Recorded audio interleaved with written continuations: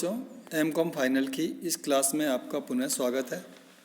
हम गत कक्षा में बजट एंड बजटरी कंट्रोल का चैप्टर कर रहे थे आपके CACC सब्जेक्ट में।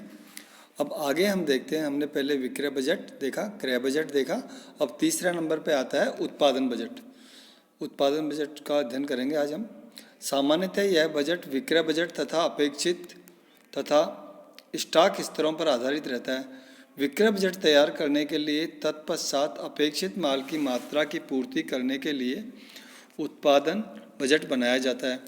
उत्पादन बजट में बजट अवधि के अंतर्गत उत्पादित की जाने वाली माल की मात्रा का अनुमान दिया रहता है। इसका प्रमुख उद्देश्य न्यूनतम लागत पर विक्रय बजट द्वारा अपेक्षित माल का उत्पादन करना है।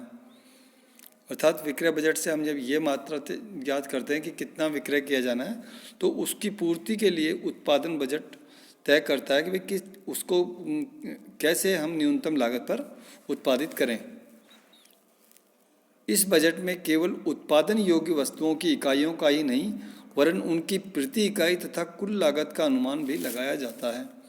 यदि किसी प्रकार से उत्पादन क्षमता मूल कारक हो, अधिक समय दोहरी पाली में ओवर टाइम वर्किंग दोहरी पाली में उत्पादन उप ठेके कार्य करवाना अथवा नए संयंत्र एवं मशीनरी प्राप्त करना आदि वैकल्पिक साधनों का प्रयोग करना चाहिए। सभी प्रयत्नों के प्रयोग करने पर भी अपेक्षित उत्पादन की मात्रा उत्पादित करना संभव न हो तो विक्रय बजट में संशोधन करने की आवश्यकता होगी। उत्पादन बजट संख्यात्मक अथवा वित्तीय इकाइयों में अथवा दोनों में व्यक्त किया जा सकता है। ये संख्यात्मक भी व्यक्त किया जा सकता है और वित्तीय इकाइयों अर्थात पैसे के रूप में भी व्यक्त किया जा सकता है। इसे तैयार करने के प्रमुख उद्देश्य निम्नलिखित हैं। पहला है बिंदु है इसमें उत्पादन कौन सा करना है, कब करना है, कैसे करना है और कहाँ करना है। दूसरा बिंदु उत्पादन लागत बजटों यथा सामग्री तथा श्रम लागत आदि को तैयार करने हेतु आधार प्रदान करना। तीसरा बिंदु है रोकड़ का पूर्वानुमान लगाना। और चौथा बिंदु है विक्रय प्राप्ति के लिए कार्यक्रम तैयार करना। जैसा कि आप स्क्रीन में देख रहे हैं, अब हम एक क्वेश्चन सॉल्व करते हैं इसका उत्पादन बजट का, जिससे आपको और क्लियर हो जाएगा। मैं क्वेश्चन पढ़ देता हूं पहले, फिर इसका सॉल्यूशन देखेंगे। निम्नलिखित विवरणों के आधार पर 31 मार्च 2014 को समाप्त होने वाले अर्ध वर्ष के लिए सुलभ लिमिटेड का जो 3 वस्तुओं का उत्पादन करते हैं उत्पादन बजट तैयार कीजिए। आपसे उत्पादन बजट तैयार करवाया जा रहा है। 3 वस्तुएं हैं, product A, product B, product C. पहले कॉलम में हमने ये लिखा, फिर लिखा estimated stock on 1/10/2013 units, bracket में यूनिट्स। तो 1 अक्टूबर 2013 को इनका एस्टिमेटेड स्टॉक ये है, अर्थात ये ओपनिंग स्टॉक ये है 3000, 4500 और 6000।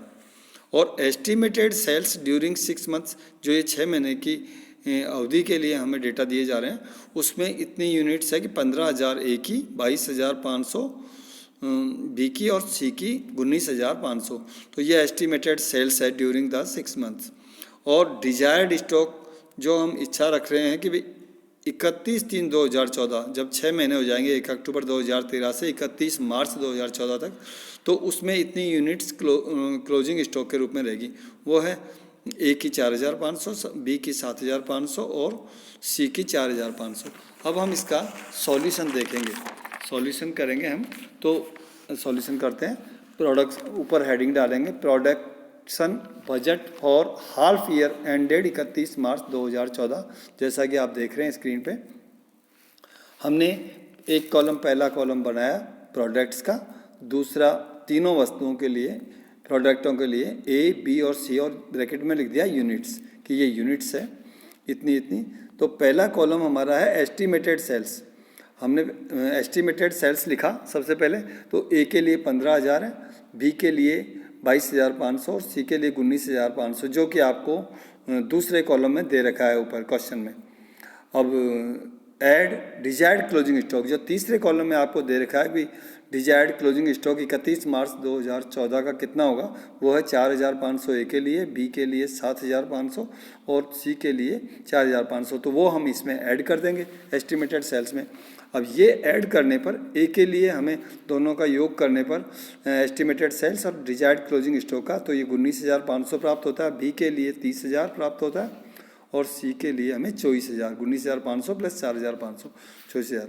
इसमें से हम लेस कर देंगे एक्सपेक्टेड ओपनिंग स्टॉक, जो हमें 1 अक्टूबर 2014 का एस्टिमेटेड एक्सपेक्टेड ओपनिंग स्टॉक दे रखा है, वो हम लेस कर देंगे। वो दे रखा है 3,000 ए के लिए, बी के लिए 4,500 और सी के लिए 6,000।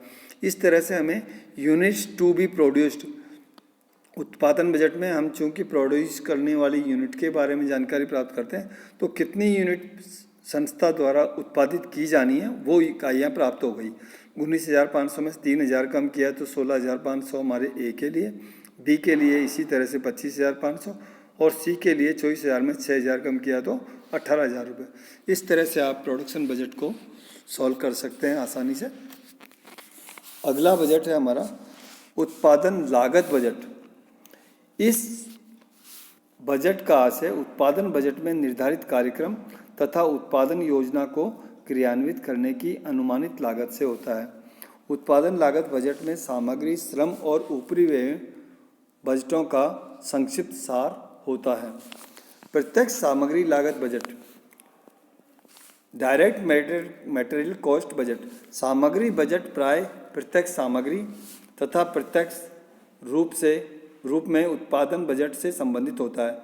इस बजट का प्रमुख उद्देश्य उत्पादन बजट के अनुसार समय समय पर चाहिए गई सामग्री की पूर्ति करना है। यह बजट उत्पादन लागत बजट और क्रय बजट के लिए कच्ची सामग्री संबंधी समंकों की पूर्ति करता है। सामग्री बजट को तैयार करने में निम्न को सम्मिलित किया जाता है। ए है कच्ची सामग्री की आवश्यकताओं का अनुमान बनाना, वह उचित समय पर आवश्यक मात्रा में क्रय की सूची बनाना और स है कच्ची सामग्री के स्टॉक पर नियंत्रण रखना।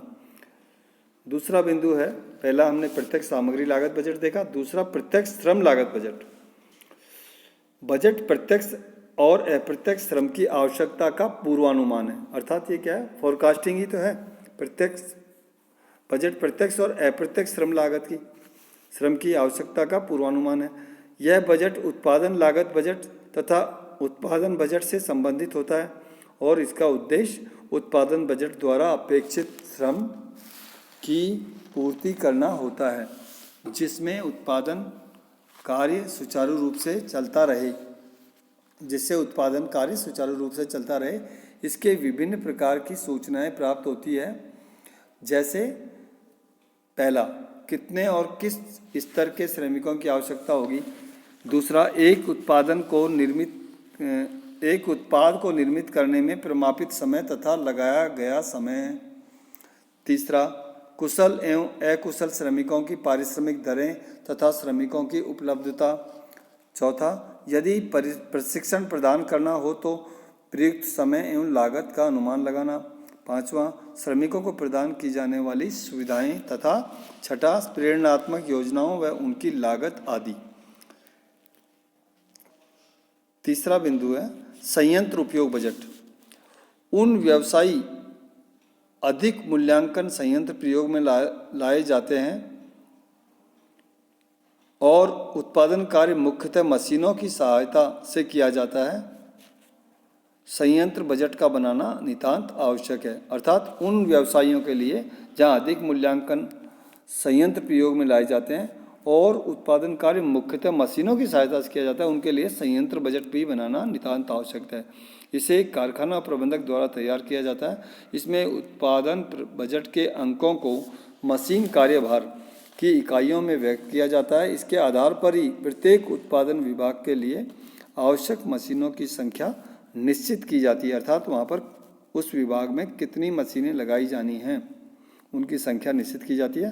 प्रत्येक मशीन पर कार्यभार व उसकी क्षमता की तुलना करके प्रत्येक मशीन पर अतिरिक्त कार्यभार या कम कार्यभार मालूम किया जा सकता है। अर्थात कहाँ पर अतिरिक्त कार्यभार है और कहाँ पर कम कार्यभार है, इसको मालूम किया जा सकता है इस बजट से, और जिसे दूर करने के लिए उपयुक्त कदम उठाए जा सकते हैं। चौथा बिंदु है इसमें उत्पादन उपरिव्यय बजट। उत्पादन उपरिव्ययों में अप्रत्यक्ष सामग्री, अप्रत्यक्ष श्रम एवं अन्य अप्रत्यक्ष व्ययों की लागत सम्मिलित रहती है। अतः इसमें बजट अवधि के अंतर्गत किए जाने वाले समस्त उत्पादन उपरिव्ययों का अर्ध परिवर्तनशील व्ययों में अनुभाजित किया जाता है। बजट अवधि में व्यय किए जाने वाले इन समस्त मदों के अनुमान इस बजट में दिए जाते हैं। आज के लिए इतना ही, बाकी हम नेक्स्ट क्लास में देखेंगे। Thank you.